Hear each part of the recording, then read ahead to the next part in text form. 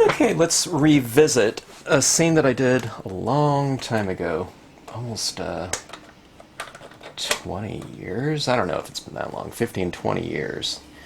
And it was called Abiding Embers, and we're going to use this concept of kind of approaching our colors as if they were light. Okay, so the main difference is instead of just stamping out this imagery in black or something like that and coloring it in like a coloring book or something like that, which looks great, we're going to be using colors, okay, and we're going to be using value to represent depth. All right, now my last scene that I did, this one needs to be sprayed because it's really dulled out.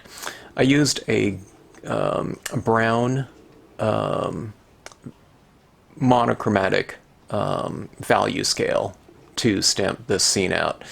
The darker colors mean, something is much closer, and the more distant, the lighter it gets. Okay, but let's build off of this really dark brown and kind of medium brown color scheme. So you can really see this kind of colored light scheme extended, that idea extended a little bit further, okay? So we'll use some different purples in this color scheme and some pinks. And you might not be thinking about this in terms of a typical kind of color scheme for a landscape, but you'll see where this comes into play. All right, now when I stamp these things out, all of my different images in these different colors right here, it's going to look really weird, and it continues to look weird until you bring all of these different colors into the mix in terms of our toning of the scene, because these are supposed to represent they're not supposed to represent the colors of the objects themselves, okay? Like that tree might be kind of pine green or something like that, but what we're going to represent here in terms of the color scheme is we're saying that a certain colored light is hitting that object and reflecting back to our eyes, all right? So it's a little bit of a different kind of mindset, you might say, in terms of your approach of the coloring of your imagery, okay? So, all right, so that being said, the fairly close objects will be in this dark brown, and then we'll make the next layer of objects this kind of more medium brown right here. We'll do some mountains maybe in the background in these different purples right here. I don't know if I'll do it in pink, but I'll probably bring this pink into the mix when I start toning the scene in. That's going to look really weird when I start toning it in with that pink right there. And like I said, it'll always continue to be that way, looking weird until I get into these darker tones that I stamp my darkest of images in. All right? That's just always how it comes to play. All right, now not everyone has Marvy pads. You can use Distress inks. I'll work this into the mix. This is a walnut stain. Sweet Plum will be a good one. It's probably somewhere in between this violet and this one right here. Specifically, that's Orchid and Deep Lilac. I didn't always use these colors, I'm just kind of pulling them out to go with this general color scheme. I'll use an antique linen in here too. That's kind of related to the browns. It's more like a tan, all right? So anyways, mix and match your pads, but I would start off with a foundation of, kind of a darker brown that you might have, and then kind of a medium brown. And fill in. I mean, you can go into the orange, yellow, color scheme. You can, do your violets and pinks like I'm doing. You can use your oranges and pinks if you want to, but generally have kind of a range of values that will generally, optically kind of blend to your eye just fine, okay? And what do I mean by that? You don't have to be theoretical about it, okay? Here's some browns right here, kind of merging. That kind of relates to that, doesn't it? But see this right here? It's kind of a big jump, in terms of values. So, I don't know, you can have something kind of in the mix right here, to get to your lighter tones like that. Okay, so if it generally optically mixes just fine, visually, it'll mix on the paper just fine. I don't know about this. I mean, if this is in the mix right here, that kind of clashes, doesn't it? I don't know, maybe it would work, but just in general, it doesn't have kind of a nice harmonious blend like an obviously blend, okay? So, don't make things kind of theoretical. This is a visual medium that we're working in rubber stamps and crafting and paper crafts, so make it visual when it comes to your color choices, okay? All right, so anyways, I am going to start off with this Lakeside Cove right here. Since I think that when I originally did this scene, I think it was maybe on a 5x7 card or something like that. I'm just going to do it on a half page right here. I haven't done this scene in many years, and it's the first time I'm doing it, so I'm going to do it fairly large in terms of, you know, the area that we're doing here. I want to have plenty of room to work with. And I can see I already forgot one of the stamps. I want to use Pines and Rocks right here in the foreground. So let me go with Lakeside Cove right here. And again, this is in the medium brown, okay? It's just called brown in the terms of Marvy, but kind of a nice brown. Walnut stain might work too. It's lighter than this one, so it would, you know, kind of recess a little bit visually in terms of the lightness. So, and like I said, closer things darker, lighter things farther away. So the farther we get, the lighter I'm going to stamp them in terms of my color selection here. All right, so let me go get that other stamp right. Okay, here's the Pines and Rocks. It's the larger version. You can do this on a smaller scale too, and all these stamps that I'm using right here too, even though I'm doing it on a half page, all these stamps right here could be used on a quarter page too. It's just a little bit more condensed, okay? And we'll overlap, you know, that Lakeside Cove right there a little bit. We'll have this dark brown object in the foreground. Like I said, everything is going to look really kind of I don't know, fragmented in terms of space. They're not going to relate visually until we bring in all those other colors into the mix and blend them all together, okay?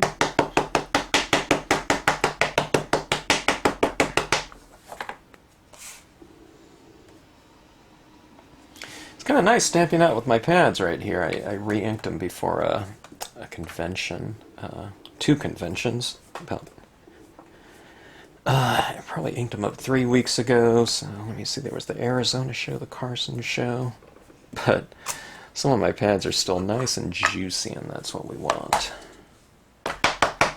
Preferably, I mean, I don't re-ink all my pads all at the same time, you know, too often, but since I was going to the shows, I thought, I don't want to get into a demonstration situation and, you know, I don't know, stamp something out and it just stamps so light, not having the re-inker on hand to re-ink it.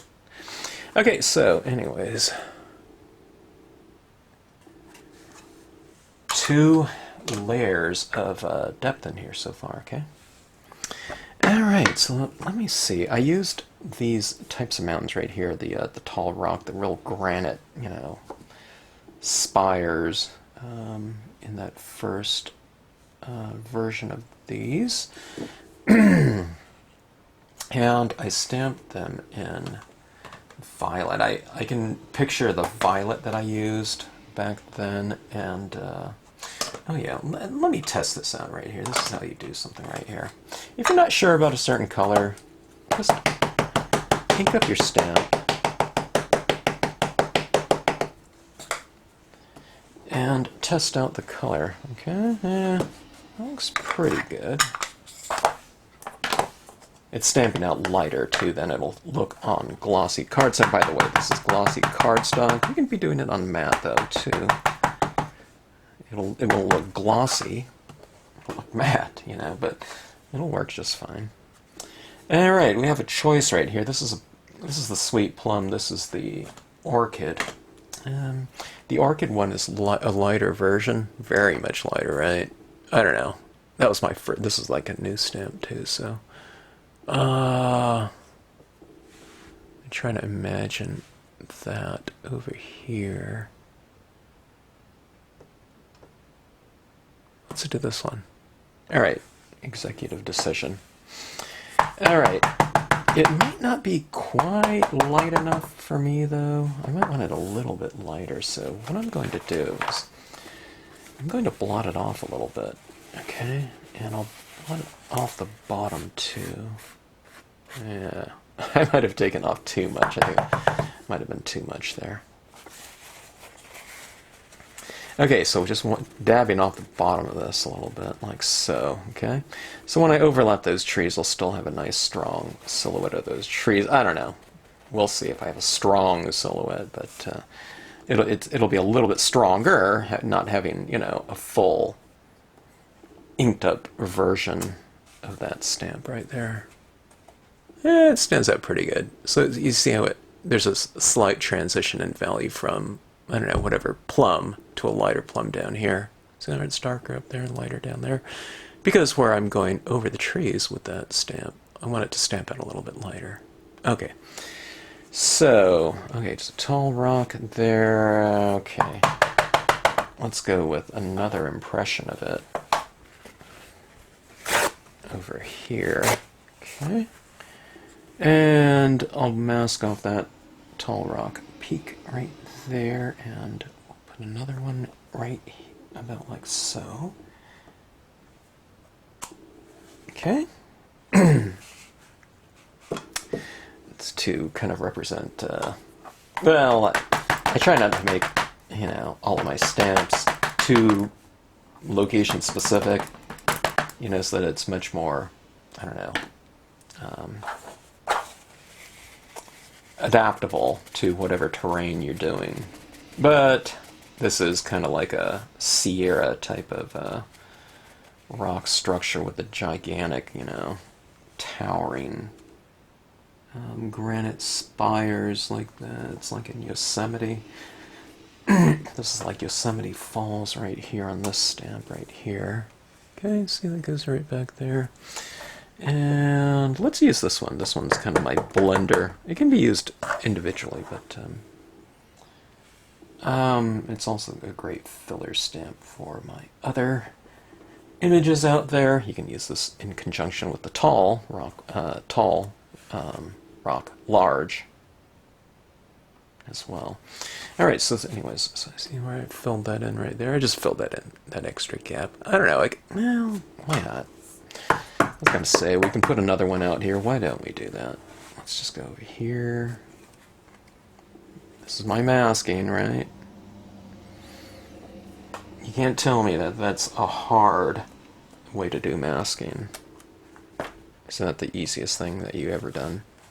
Masking-wise, you know. Okay. Near, middle ground, or foreground, midground, background, right? Dark, lighter, lightest right there. All right, so we can also go in now and stamp out more background in there if we want to. Why don't we do that? Let's just kind of go down our value scale, all right? This kind of looked like this. I feel like I'm playing a shell game here or something. All right, I think that was probably lighter, but here we go. Near, mid-ground, far.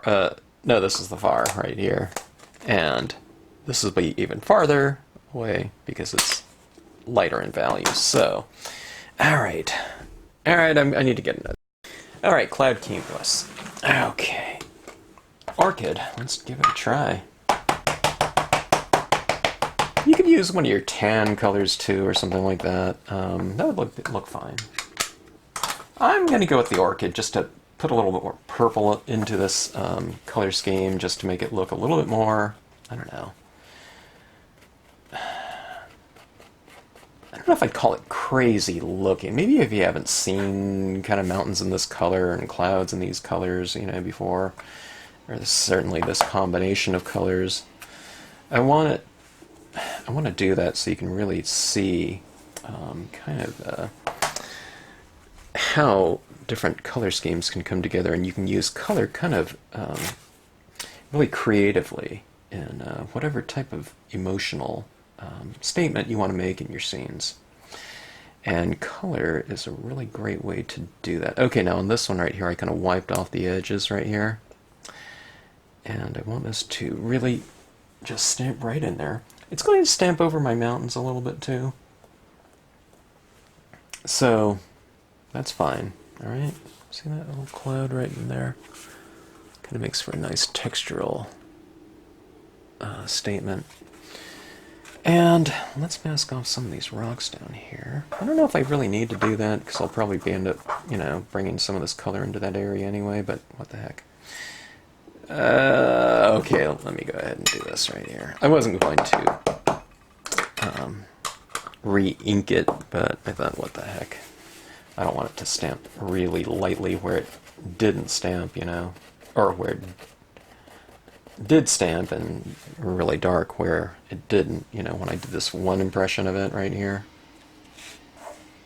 So just re-ink it so it's inked up nice and evenly again.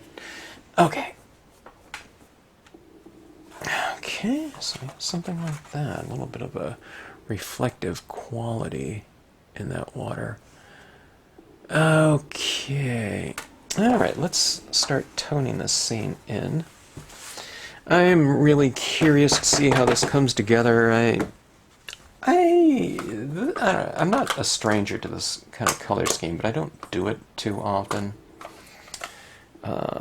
Okay, this antique linen's probably going to be one of the lighter things. So, in terms of the mix here, I don't know, it's probably going to look something like this. Alright, now don't worry.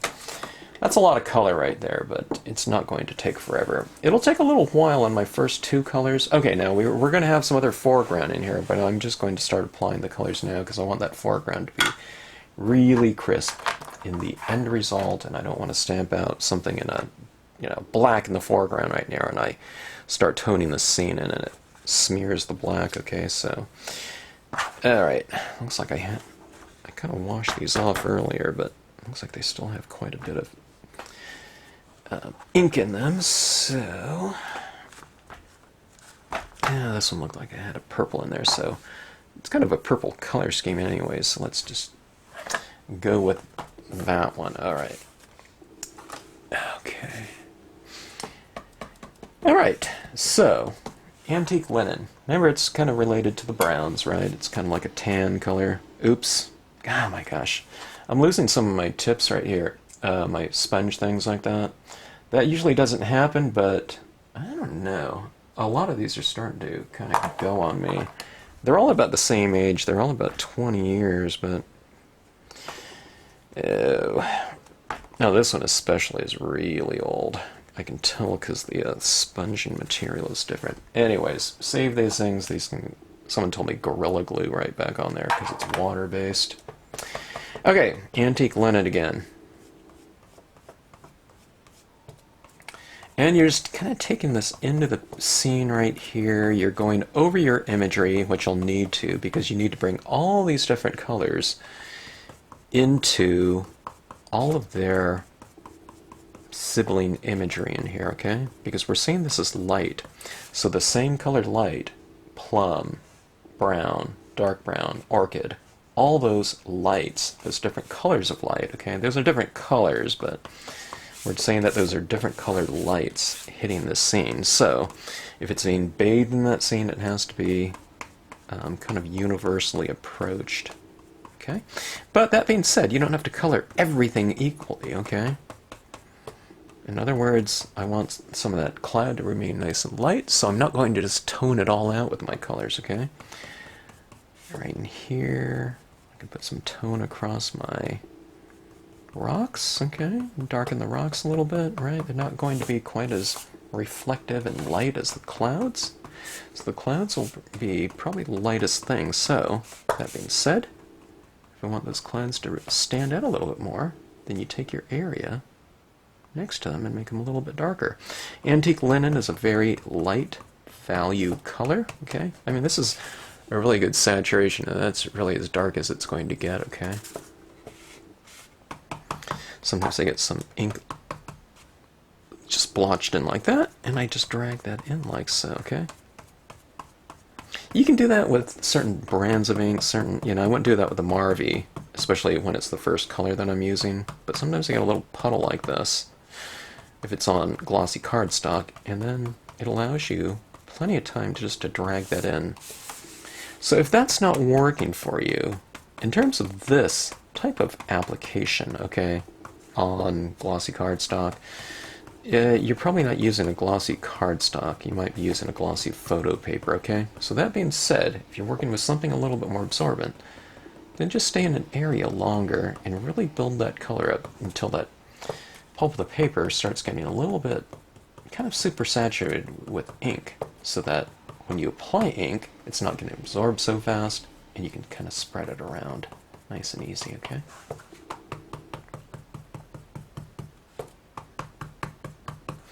Okay, so with this first color, we're pretty much done with the coloring portion of it, but what I like to do is I like to bring more tone into the surface of the paper, into the scene, but I'm kind of really slathering this color into these areas, because if we get kind of a good coating of this color on our paper, it just makes the other colors apply so much easier, okay? It's a good foundation coat there. Okay, so let's try this Rose Marie right here. That's a pretty bright looking pink. I'm just going to stay with the same applicator so I get some fusion of antique linen and this pink right here, okay? And the pink, of course, relates to that that plum color and the orchid, right? So it's not just some kind of weird color. It's another version. Look at that glow that we're starting to achieve just with two colors right there. Okay, kind of hitting it down here at the base of the rocks to create kind of shadows. Right? Leave your cloud nice and light if you want that to be kind of the most reflective object in the scene, and I think it probably should be. Not all clouds are white, though, like a storm cloud. We're having a storm right now in Southern California, and the clouds are quite gray, or at this point in time, kind of black, heavy with rain that we need.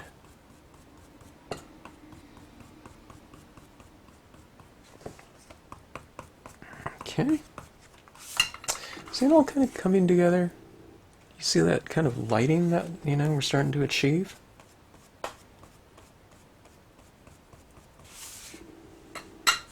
Okay. Next one's orchid. That's when I stamp the cloud in. So, using orchid, we'll give that cloud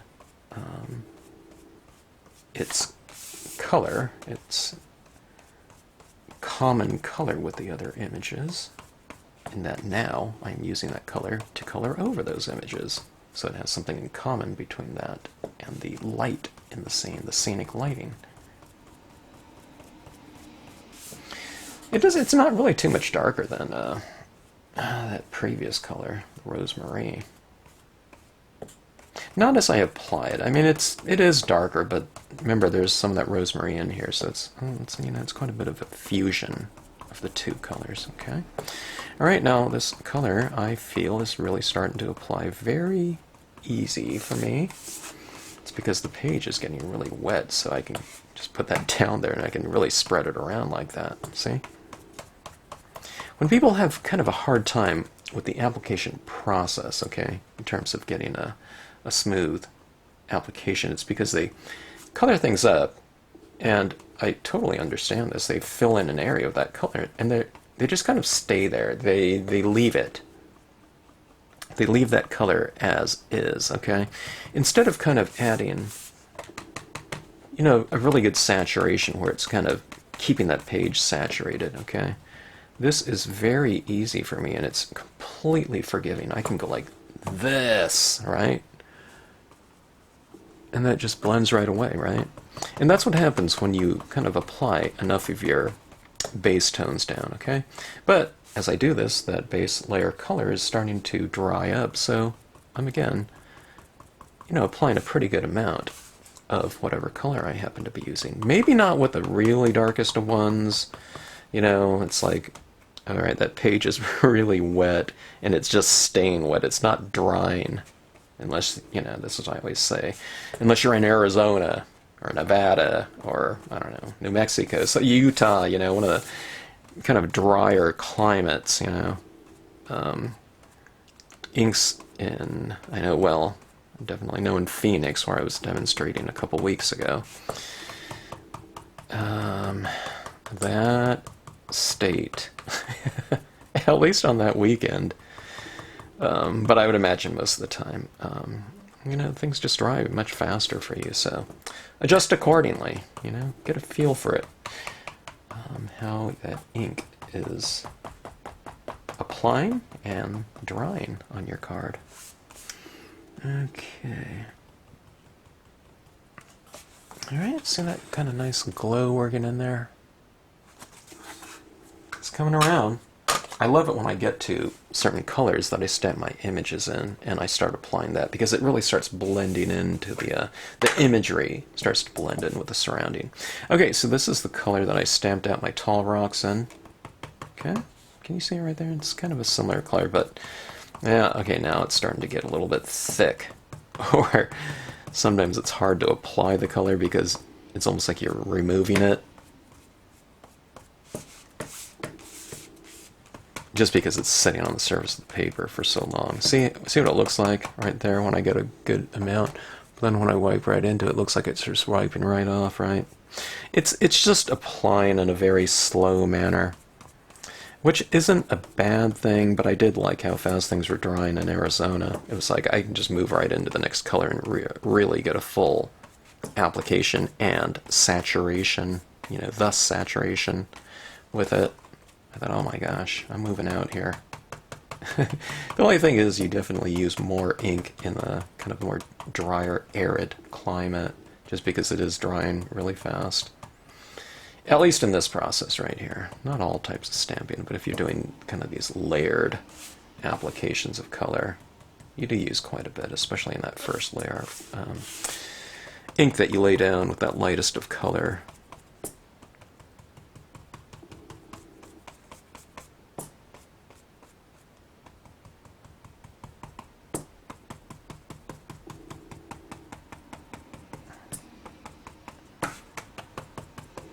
So kind of adding, you know, the shadows, the deeper shadows down there. I like to add in some nice shadow effects right at the base of rocks and things like that. See these rocks down here, how it has that shadow? You just come in here at an angle so you can just get a real light application. Wow, that is pretty dark right there. This is, you know, fairly dark, but as I'm applying it here, it's just kind of so wet that it's not transferring over to the paper quite as fast as, you know, like this nothing copy paper here, really absorbent. Okay. Gosh, we haven't even got to our browns yet. It should warm it up a little bit, you know, those brown tones are a warm, you know, brown's a warm hue.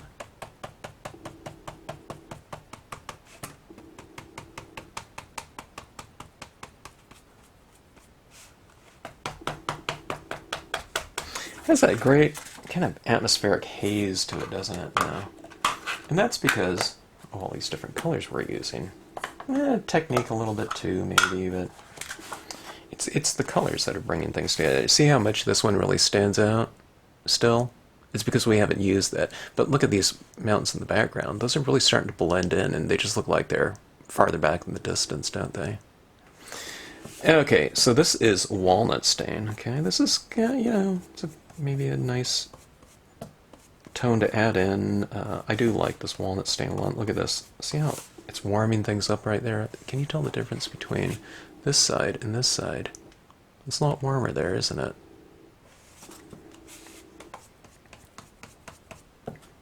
I don't know that the walnut stain is a fairly light value.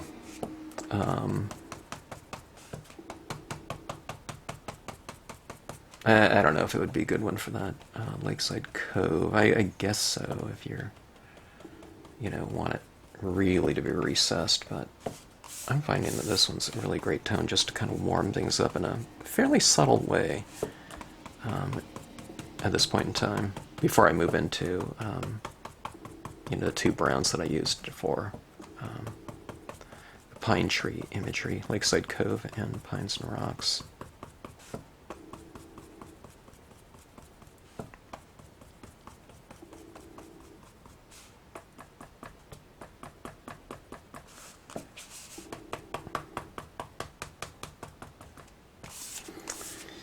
Alright, Walnut Stain is influencing the scene a little bit more than I thought it would. I thought the scene had become, dark enough to where we wouldn't be able to see very much of an influence from Walnut Stain, but I think we do. It's really kind of warmed things up, kind of on the overall. Is that some great lighting, though? Just kind of playing around with like purples and browns like that. Alright, now this one is Deep Lilac. Okay, more of a purple tinge. I don't think I'll use too much of that. It's making things a little bit darker, but it's not so significant where I want to spend very much time with it. Alright, that's enough of that.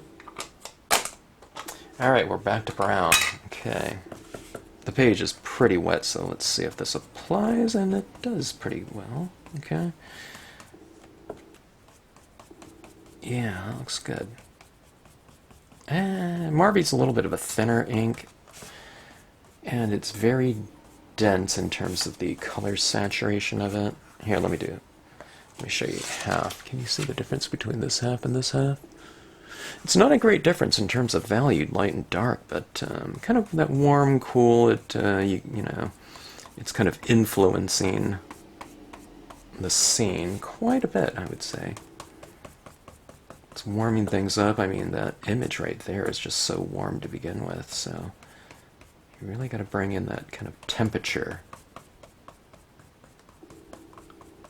and intensity and all those other things into the mix, just to make sure that brown relates, that color brown relates to the rest of the scene. Okay, so I'm applying quite a bit.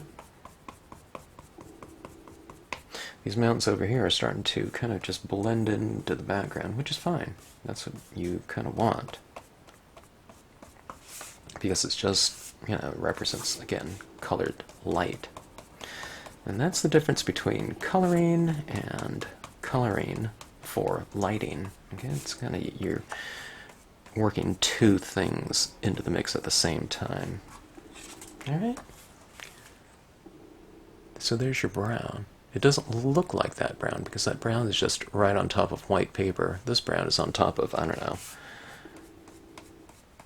the same brown is on top of all these other colors, so it is affecting the overall appearance. This looks quite different than my original scene. My original scene, I was using my original version of this scene was using the Printworks inks. Remember Printworks? I say that, I'm not sure if they're still around or not. I hope they are. We were kind of a North Hall neighbors over at the Carson show for so many years. Everyone remember North Hall? I think it was called North Hall. I think there was West Wing and North Hall or something like that. We were always in the same location 3 times a year.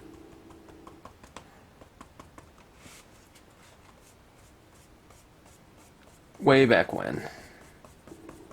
They don't use North Hall anymore.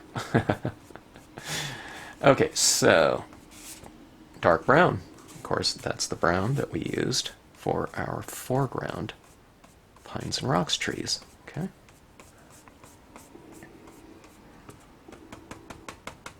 See how much darker it can get? But it's just not getting any darker. Not anytime too soon, because if I go for this kind of stroke, it really kind of just wipes it away. I'm trying to wipe very delicately so I don't just wipe everything off. Hitting it up in the shadows right here, okay. can kind of go with the dark, the drier version of this on your midground area. Give it something to relate to the foreground in terms of color and hue, I guess. Yeah, it's a certain type of brown. Like this brown right here isn't just a darker version of this brown. This one looks, has a little bit more warmth to it too, so. So that being said, working some of this into it will give them some common ground. Something related.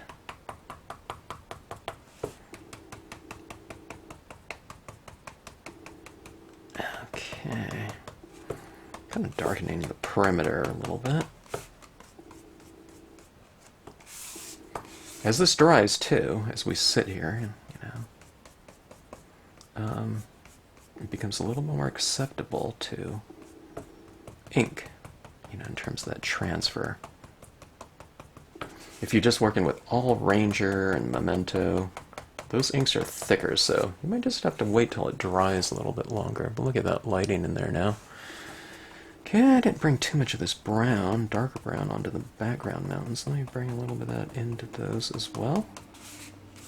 You can see where the kind of that lighter tone of background mountain just kind of blends into the perimeters, but it just kind of comes out into the open more obviously in the lighter areas.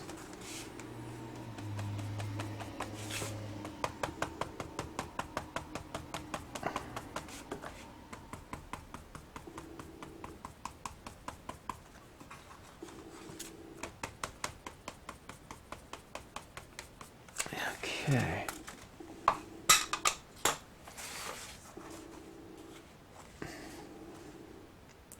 Have it. Now, as I showed you in this one right here, we can play around with different values in the foreground as well. In my original scene, I think I put the hanging branch up here. But let's put the hanging branch up there, but let's also play around with a little bit of tone down here. I'll go with some of my reeds like this. And I'm doing it in dark brown. Okay.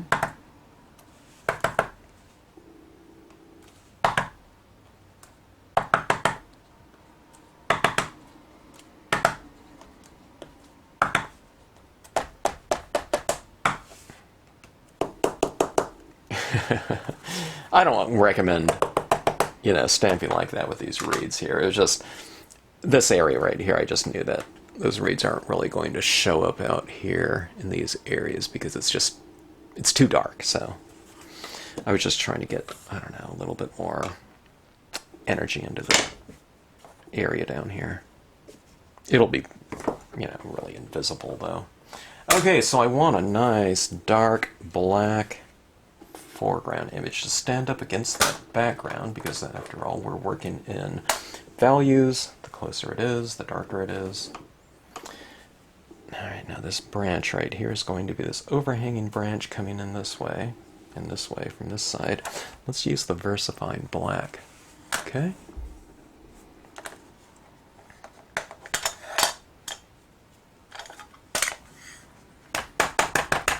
VersaFine black.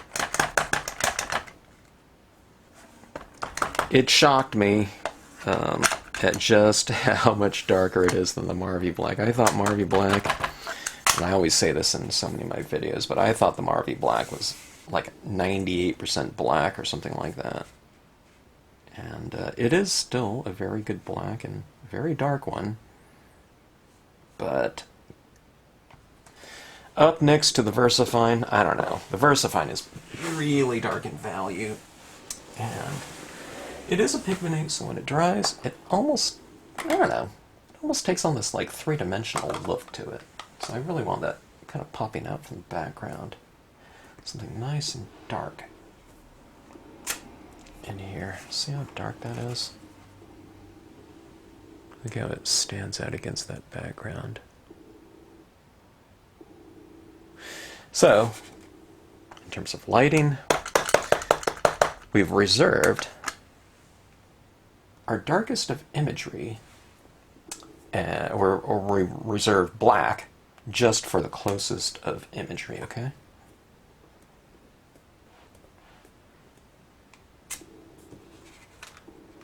Okay, and this is oak branch, by the way, that I'm using.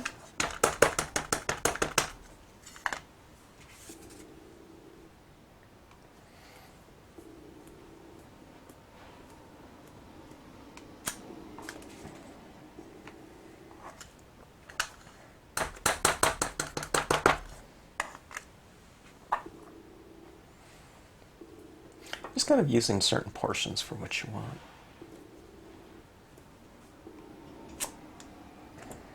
Okay. All right. How's that for a glow that we have working in there? Okay, we've used the small reed stone here. Let's go for some larger ones. Let's do this too. Let's use the larger ones in a dark brown as well. How's that? Let's go for a ton of... let's go for a lot of depth within the foreground itself. Okay.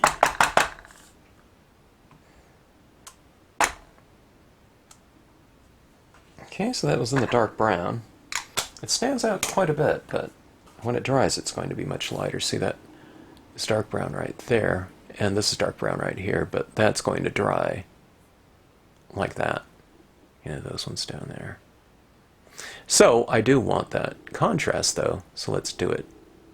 And let's have it kind of remain that value after it dries by doing it in the VersaFine, okay?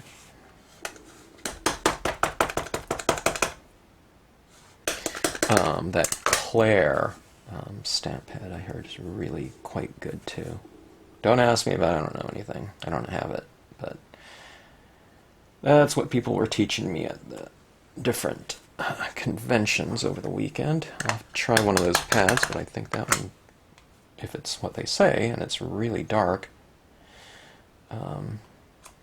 should work out just fine too. Oops, I just got to be careful that you don't touch the ink until it dries when you're doing VersaFine on a glossy cardstock.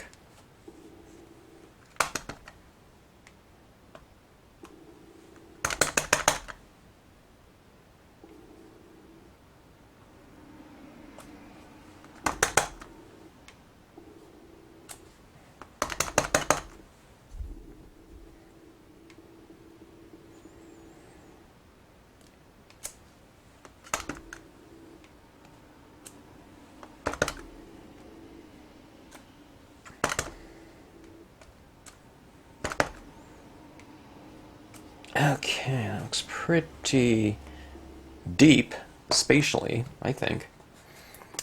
And what do you think of it in terms of the colors, though? Browns and purples and violets and orchid in there. It all comes together, though, doesn't it, in terms of your color scheme, when you bring all those images together. When you bring them all together like that, when you stamp them in those colors, and then color them in those same colors, it's not only a color scheme, but it's a lighting scheme. Okay, let's see if we can add on a little bit of extra atmosphere to this. Going with some white pigment ink here. Okay, and we'll add it right around in here.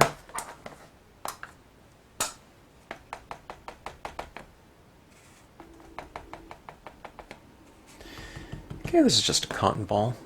All right. I need to be careful about that up there, but let's try to give that cloud a little bit more texture. Let's try to get this in mix here. Okay, so I'm kind of dry brushing this pigment ink into the scene, and I'm adding it where light meets dark, okay? I'm not going to add it in the darker, these darker areas. It would really stand out kind of weird. But putting it into some of these lighter areas really adds that extra kind of atmosphere into the scene by illuminating some moisture that's in the air, dust, whatever it might be.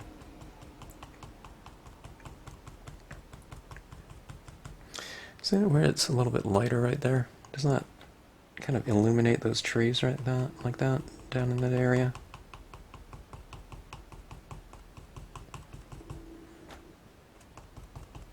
And a cloud, we want it nice and billowy soft.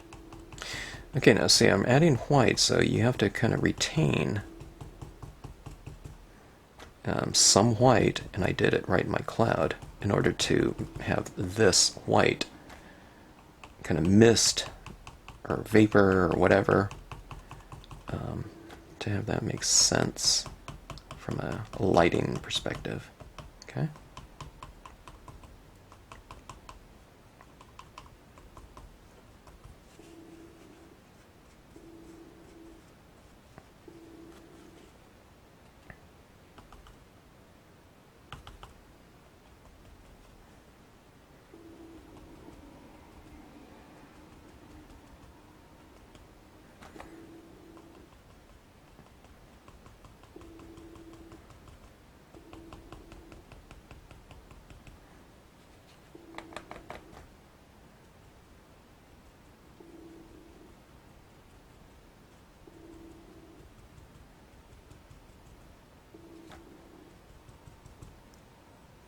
Alright, let's take a look here. See that kind of illumination of those trees? Let's take a look at it as a whole.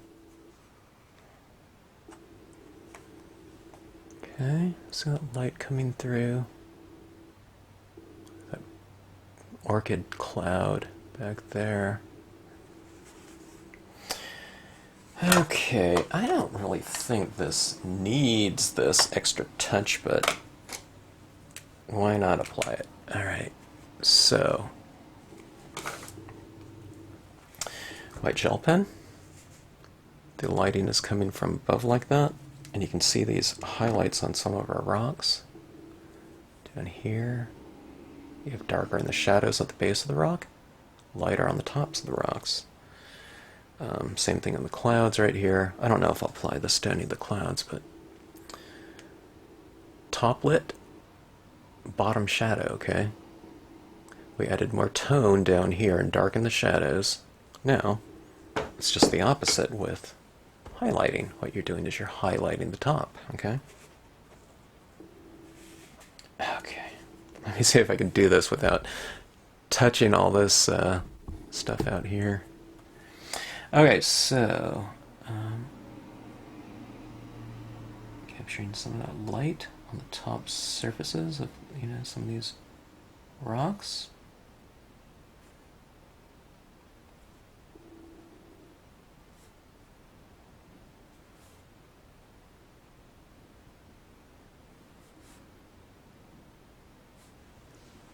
So that kind of creates that illumination on those rocks. And it says that your lighting is hitting it. Okay. Over here, where the rocks get quite dark, probably no light is hitting it, so I don't know. You can put a couple dots down there if you want to.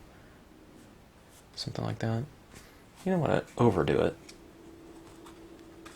Okay. Maybe there's some illumination on some of these trees.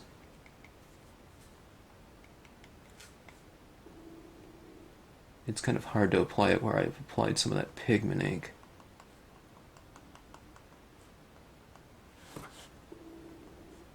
It's coming along okay, I guess, in terms of the application of color, or medium, or whatever. Okay, so anyways, I put some on these trees. I don't know, it's very subtle. Right in here. It's kind of capturing some of that light, I guess. Oh, I don't know. I mean, over here on, the background mountains, if you want to put some kind of highlighting on some of that, you can.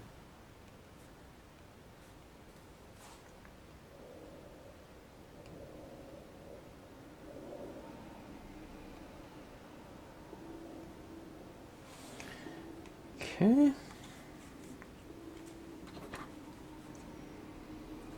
It's called a specular light. Light that's brighter than white. Kind of those really like reflections off of a surface or something of that sort.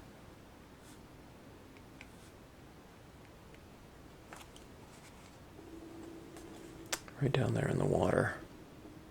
So those little sparkles like that.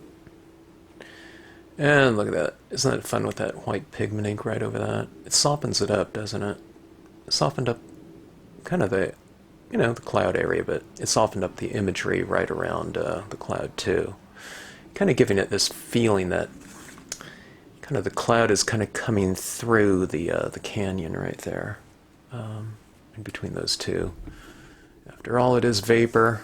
It's kind of alive, and when it's illuminated like that, it makes it even seem more alive. You know. So, anyways, okay. So that is an example of utilizing your color scheme strategically to create extra depth and to make a kind of a statement about lighting in a scene. You know, it's not just objects being lit, but there's certain colors of light and how we would be receiving them optically.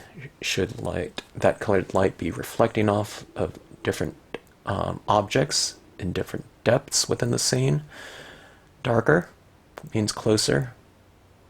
You know, the lighter objects are a little bit more distant, so you can use that, again, strategically. You know, this scene would look just fine if I stamped out everything in black and I kind of colored it in. It would look a little bit different, though, you know, or look quite a bit different. Those objects in the back would kind of be pushed a little bit more forward if they had the same value in terms of light and dark as our more, you know, as our closest objects are in this one. So it's just kind of tweaking your, you know, it's tweaking your composition a little bit more. And you saw it when I stamped everything out, you know, brown, you know, dark brown, medium brown, you know, that violet-y or plum, orchid, you know, clouds.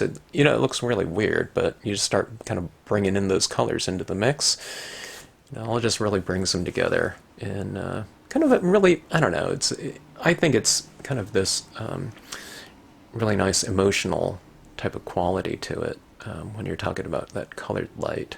And it's the same type of thing, you know, when you see a sunset or something like that, everything, you know, becomes awash and, you know, warm tones or whatever, and I think that's one of those things. I mean, it's just beautiful to look at too, but it's all of the objects. It's not just the sky, but it's all the objects in the landscape kind of take on that same character as that lighting being cast on them, which is nice and warm, and it kind of becomes all encompassing around the different objects, because we can see that lighting and how it's illuminating not only the objects but the space with the, you know, between the objects, meaning the vapor or dust in the air. So anyways, thank you so much for watching the video. I hope you enjoyed it, and I hope you kind of play around with so maybe, you know, what you might think of as an unconventional kind of color scheme to stamp your objects out in, okay? Oh, let's do a little comparison contrast here. This one is just the browns right here, and this one's using, you know, a lot of these pinks and purples and plums into the mix, so a little bit different, but the same type of thing. This, by the way, would get much darker if I sprayed it, so you can see how kind of dull it got. So this one right here, I'll spray it sometime, and it'll retain the, or I don't know, it'll reinvigorate these the look of the freshly stamped wet cards color scheme right here. Okay, anyways, if you have any questions, drop us a note in the comments section, and if you like this video, hope you like, share, and subscribe. Thanks for tuning in.